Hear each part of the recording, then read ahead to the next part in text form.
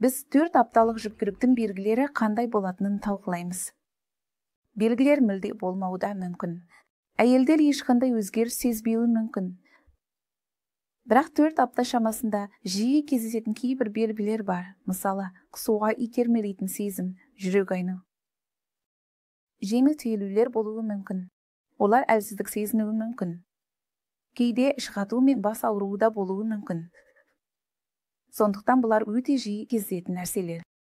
Келесі сирек кездесетін жағдайлар кейде имплантациядан қан кетуі мүмкін немесе зәр шығару жиілігі жоғарылауы мүмкін, көңіл күйдің өзгеруі, дәм мен иістің өзгеруі мүмкін.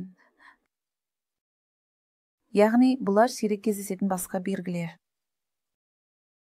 Бірақ осы белгілер байқалса да, ең дұрысы алдымен жүктілік тестін өтіп, жүкті екеніңізді анықтап, содан кейін дәрігерге бару. Рахмет.